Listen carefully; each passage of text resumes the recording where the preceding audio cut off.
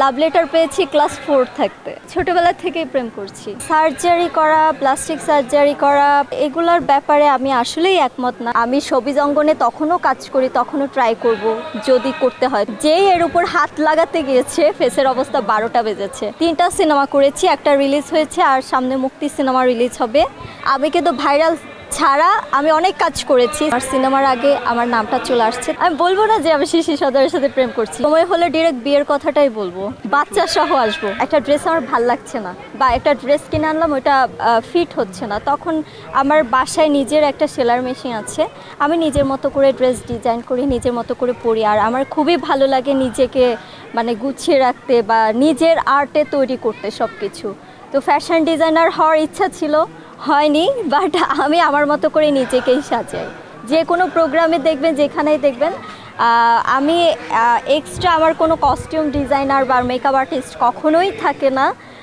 Maybe আমার স্যাবির যে ইভেন্টটা ছিল ওইখানে আমাকে হয়তো কস্টিউম আর মেকআপ আলাদাভাবে করতে হয়েছে, বাট অন্যান্য শোগুলোতে আমি সবসময় নিজে ট্রাই করি নিজের ড্রেস মেকআপ নিজে ক্যারি করার। সার্জারি করা, প্লাস্টিক সার্জারি করা, পিলিং করা, এগুলোর ব্যাপারে আমি আসলেই একমত না। কারণ আমি যখনই দেখেছি, কারণ আমার এখনও ওই বয়সটা হয়নি যে আমি চিন্তা করব যে আমার স্কিন কুঁচকে গেছে, যে আমার স্কিন ঠিক করতে হবে।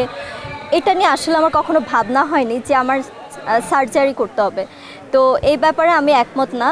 আমার যখন 35 হবে বা আপ হবে, 40 হবে, তখন আমি চিন্তা করতে পারি যদি আমি শোবিজ অঙ্গনে তখনও কাজ করি, তখনও ট্রাই করব যদি করতে হয়। তবে এই মুহূর্তে এই বয়সে এসে আমার ইচ্ছা নাই স্কিনে এক্সট্রা কোনোভাবে সার্জারি করার বা পিলিং করার বা নাক লিপ কোনো কিছু ফুলানোর। আমি মনে করি আল্লাহর প্রদত্ত যে সৌন্দর্যটা আমাদেরকে দিয়ে থাকে এটাই সেরা সৌন্দর্য, এর উপর কোনো কিছু নেই।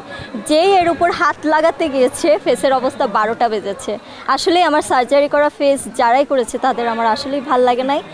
ন্যাচারাল কিউটই ছিল তারা। অনেক দেখবেন স্ক্রিনে আগে কাজ করেছে, ওরা খুবই ন্যাচারাল কিউট ছিল। যখনই সার্জারি করেছে তখনই ওই ফেসের মধ্যে মায়া থাকে না, মনে হয় সব ফেসই এক।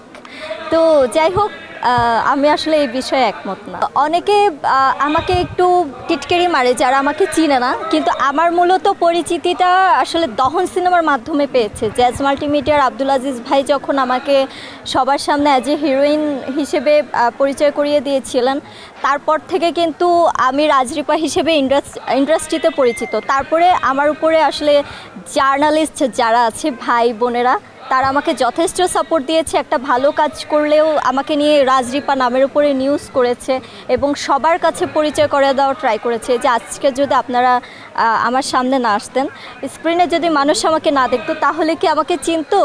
কখনোই না। কারণ সিনেমা করেছি, 3টা সিনেমা করেছি, একটা রিলিজ হয়েছে আর সামনে মুক্তি সিনেমা রিলিজ হবে। আর পরে ময়না তো 14ই ফেব্রুয়ারি, জ্যাজ মাল্টিমিডিয়ার ময়না 14ই ফেব্রুয়ারি রিলিজ হবে। তো আসলে সিনেমাগুলোর রিলিজের আগে যে আমাকে এভাবে চিনে, আমি যে একদমই কাজ করিনি তা না, আমি যে ভাইরালের উপরেই চলছি, গা ভাসিয়ে চলছি এটা না। আমি কিন্তু ভাইরাল ছাড়া আমি অনেক কাজ করেছি। সাকিব আল হাসান ভাইয়ের সাথে আপনার অপ্পো বিজ্ঞাপন করেছি, সেটা দিয়ে যথেষ্ট পরিমাণে আমাকে মানুষ চিনেছে, আমার প্রশংসা করেছে। এবং আমি এর আগে ক্রিকেটের উপরে আমি বিজ্ঞাপন করেছি এবং প্রত্যেকটা বিজ্ঞাপনেই কিন্তু আমি চ্যালেঞ্জিং ক্যারেক্টার প্লে করেছি, যার কারণে মানুষ সেটা পছন্দ করেছে, পজিটিভলি নিয়েছে। কিন্তু আমার ওই যে একটা বদনাম মানে 4 মারা নিয়ে, এটা নিয়ে হয়তো আমি বাচ্চাদের মতো ওই সিচুয়েশন অনুযায়ী বাচ্চাদের মতো কান্নাকাটি করেছি, যার কারণে মানুষ একটু নেগেটিভ হিসেবে দেখেছে। তবে বেশিরভাগ মানুষ আমাকে পজিটিভলি প্রতিবাদী মেয়ে হিসেবে চিনে। আমি যেখানেই যাই আমাকে বলে ওই আপু আপনি প্রতিবাদী আপুটা, প্রতিবাদী আপুটা। তো এটা শুনতে আমার আসলে ভালো লাগে, খারাপ লাগে না। আর আমি নিজেকে লাকি মনে করছি যে আমার সিনেমার আগে আমার নামটা চলে আসছে। তবে একটা জিনিস ভালো, আমি নাটক ইউটিউব দিয়ে আসলে পরিচিতি লাভ করতে আসিনি বা পরিচিতি লাভের আশায় বসে নেই। তাহলে আমি রেগুলার নাটকে ছোট পর্দায় কাজ করব। আমি বড় পর্দায় সিনেমা দিয়ে অ্যাজ এ হিরোইন হয়ে দর্শকের সামনে আসতে চাই। ইনশাল্লাহ 14ই ফেব্রুয়ারি আমাকে বড় পর্দায় দেখবেন অ্যাজ এ হিরোইন, তারপর বাকিটা অন্যান্য সিনেমায় দেখতে পাবেন। সৃষ্টিকর্তার উপরে তো হাত দিয়ে লাভ নেই, যেটা আসলে কপালে থাকার থাকবে।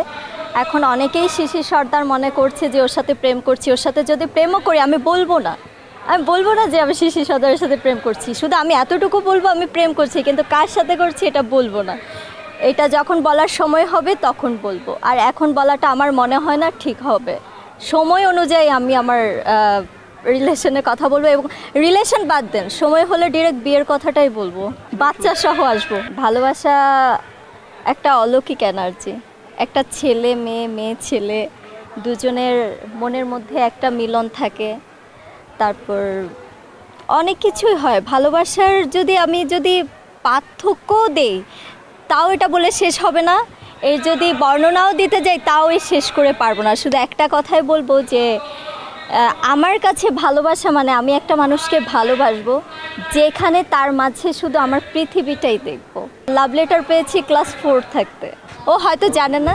আচ্ছা, ছোটবেলা থেকেই প্রেম করছি। ওই ছেলের নাম বললে ওই ছেলেটা ভাইরাল হবে, ওকে ভাইরাল করতে চাই না।